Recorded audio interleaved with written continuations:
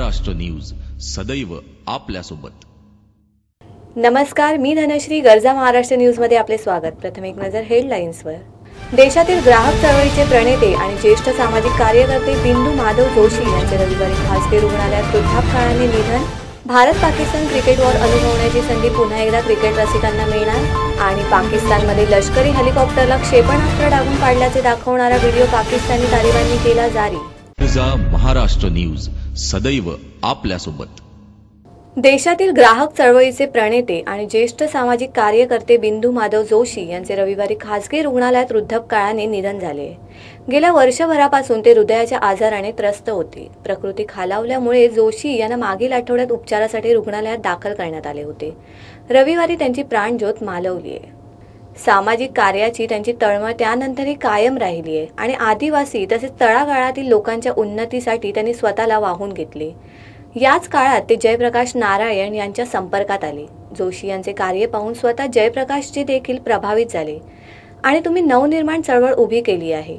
ग्राहकांच्या हक्कासाठी सदैव जागरूक आणि प्रयत्नरत्न राहणाऱ्या जोशी यांनी सातत्याने वृत्तपत्रे, नियतकालिके, मासिक आणि ग्रंथातून तसेच व्याख्यानांच्या माध्यमातून ग्राहकांच्या हितासाठी जागृतीसाठी लेखन कार्य केले। बिंदू माधव जोशी यांच्या अथक प्रयत्नांमुळे 1986 मध्ये ग्राहक पंचायत कायदा संमत करण्यात आला। तसेच स्वतंत्र ग्राहक प्राधिकरण आणि ग्राहक कल्याणकारी विभागाची स्थापना होऊ शकली। त्यांचे कार्य सर्वत्र प्रशंसनीय ठरले। दिल्लीचे मुख्यमंत्री अरविंद केजरीवाल वादाच्या भोवऱ्यातून बाहेर पडताना दिसत नाहीयेत। केजरीवालांनी आता थेट मीडियाला बोट दाखवले आहे। मुख्यमंत्री किंवा सरकार विरोधात कोणतेही वृत्त आल्यास प्रधान सचिवांकडे तक्रार करा असा आदेश अधिकाऱ्यांना दिला आहे। भूसंपादन विधेयक विरोधातील रॅली दरम्यान शेतकरी गजेंद्र सिंग यांच्या आत्महत्येनंतरही भाषण सुरूच ठेवल्याने केजरीवालांसह आपचे प्रमुख नेते गोत्यात आले होते। अखेर केजरीवाल यांना गजेंद्र सिंग यांच्या कुटुंबियांची माफी मागावी लागली होती। मात्र या वादाची धूळ बसत नाही तोच केजरीवाल सरकारने आता प्रसार माध्यमांना टार्गेट केले आहे।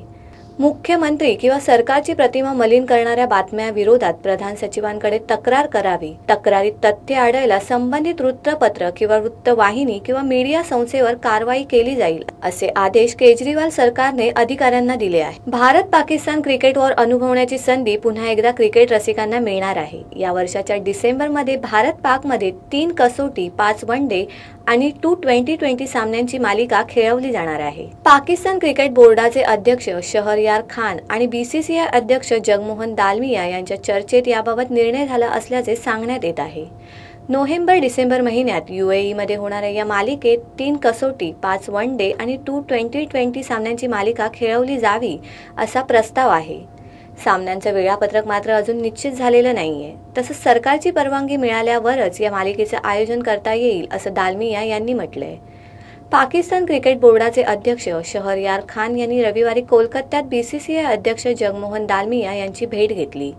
या बैठकीत दोन्ही देशांमध्ये मालिका खेळल्यावर एकमत झाल्याचं खान यांनी जाहीर केलंय। एकही पैसा न घेता मंत्रालयाचे फायर ऑडिट करण्याची आपली तयारी आहे। त्यासाठी राज्याच्या 3 मुख्यमंत्र्यांना मी ईमेलही केले आहेत, मात्र एकाही मुख्यमंत्र्यांनी त्याची दखल घेतली नाही असा गौप्यस्फोट निवृत्त मुख्य अग्निशमन अधिकारी किरण कदम यांनी रविवारी केला आहे।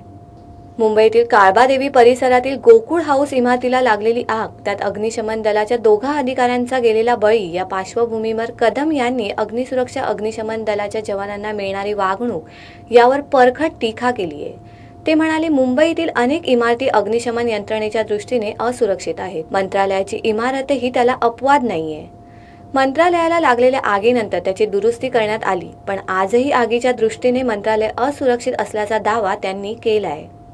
सध्या राज्यात 12,000 गावांमध्ये भारनियमन सुरू आहे। मात्र भारनियमन मुक्तीसाठी राज्य सरकार प्रयत्नशील असून डिसेंबर 2016 पर्यंत राज्यातील एकही गाव भारनियमनाखाली नसेल अशी घोषणा ऊर्जा मंत्री चंद्रशेखर बावनकुळे यांनी आठवड्यापूर्वी केली होती।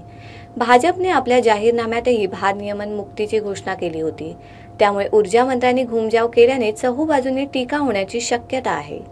राज्याला येत्या 1.5 वर्षात भारनियमन मुक्त करता येणे का शक्य नाही त्याच्या कारणांची भली मोठी यादीच ऊर्जा मंत्री चंद्रशेखर बावनकुळे यांनी मांडली। तसंच राज्यातील शेतकऱ्यांच्या आत्महत्येला ऊर्जा खातच जबाबदार असल्याची कबुली त्यांनी यावेळी दिली आहे। 2016 पर्यंत राज्य भारनियमन मुक्त करण्याचं आश्वासन देणारे ऊर्जा मंत्री चंद्रशेखर बावनकुळे यांनी अवघ्या काही दिवसात आपल्या विधानांवरून यू टर्न घेतला आहे. राज्य 2016 पर्यंत लोड शेडिंग मुक्त करणं शक्य नसल्याचं त्यांनी स्पष्ट केलं आहे. शुक्रवारी पाकिस्तानमध्ये हेलिकॉप्टर कोसळले होते. या लष्करी हेलिकॉप्टरला क्षेपणास्त्र डागून पाडल्याचे दाखवणारा व्हिडिओ पाकिस्तान तालिबानने रविवारी जारी केला आहे. फिलिपाईन्स व नॉर्वे या देशांच्या राजदूतांसह 7 जणांना घेऊन जाणारे लष्करी हेलिकॉप्टर शुक्रवारी पाक व्याप्त काश्मीरमध्ये कोसळले. त्यात दोन्ही देशांचे राजदूत ठार झाले. हे हेलिकॉप्टर आम्हीच पाडले असा दावा पाकिस्तानी तालिबानने त्या घटनेनंतर लगेचच केला होता. मात्र तांत्रिक बिघाडामुळे हेलिकॉप्टर कोसळले असे पाकने शनिवारी म्हटले होते. मात्र त्यास पाकिस्तानी तालिबानने रविवारी एक व्हिडिओ जारी करून उत्तर दिले. 4 बुरखाधारी दहशतवादी जमिनीवरून आकाशात मारा करणाऱ्या क्षेपणास्त्राने पाकच्या लष्करी हेलिकॉप्टरचा वेध घेत आहेत असे या व्हिडिओमध्ये दाखविण्यात आले आहे. सुमारे 3 किलोमीटर अंतरावरून क्षेपणास्त्र मारा करून हे हेलिकॉप्टर पाडल्याचा दावा पाकिस्तानी तालिबानने केला आहे. भारतातील कापसाच्या राजमुकुटातील हिरा म्हणून सुप्रसिद्ध कापसाचे पीक वर्धा येथेही घेता यावे म्हणून वर्धा रोडवरील केंद्रीय कापूस संशोधन संस्थेत त्यावर संशोधन आणि प्रयोग सुरू आहेत. महाराष्ट्रातील विदर्भ, मराठवाडा, खानदेश आदी कापूस उत्पादक प्रदेशात हे पीक कसे घेता येईल यासाठी प्रयोग सुरू आहेत. सुविन रत्ना या वाणाची लागवड दक्षिण भारतात केली जाते. यामध्ये एकरीचे 6 क्विंटल उत्पन्न येते. यासाठी ओलिताची वा ठिंबक सिंचनाची आवश्यकता आहे. मात्र कोरडवाहूमध्येही ते घेता यावे म्हणून काही परीक्षणे सध्या 16 हेक्टरमध्ये चालू असल्याचे केशव क्रांती यांनी सांगितले. एकेकाळी भरपूर उत्पन्न असलेल्या या वाणाची लागवड झपाट्याने कमी झाली आहे. सध्या 2.65 लाख गाठी इतके उत्पन्न देशात होते. सुविन सारखे वाण जगात एकमेव आहे. गिजा 45 व सुदान 20 या इजिप्शियन वाणाशी याची तुलना होऊ शकते.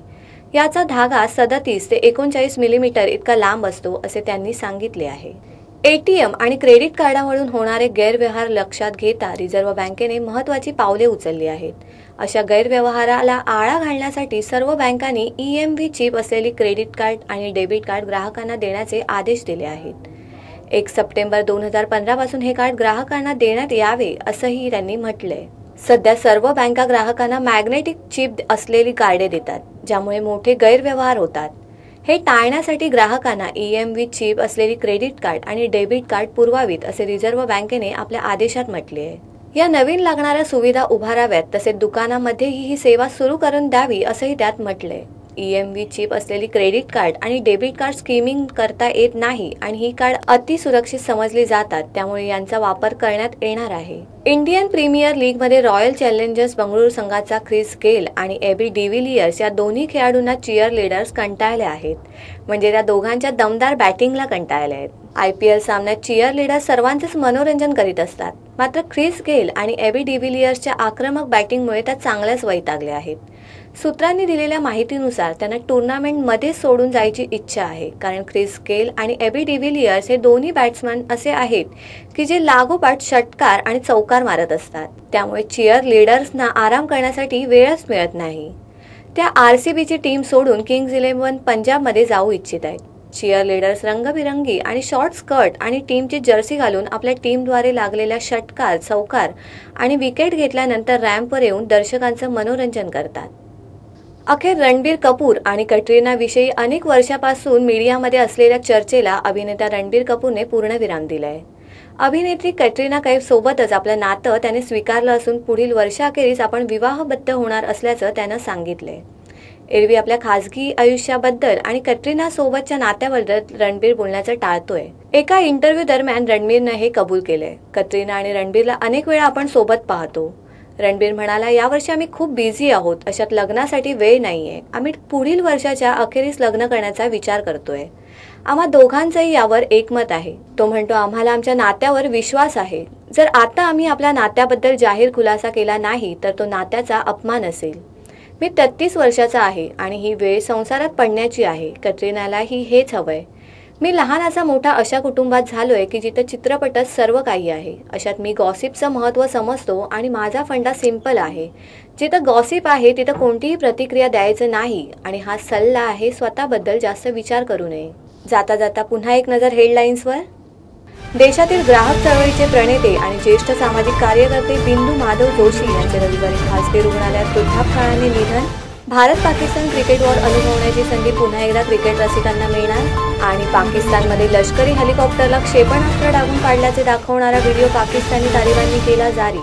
तुर्तास वेळ झाली इथेच थांबण्याची। तुम्ही कुठेही जाऊ नका, पाहत रहा गरजा महाराष्ट्र न्यूज, सदैव आपल्यासोबत।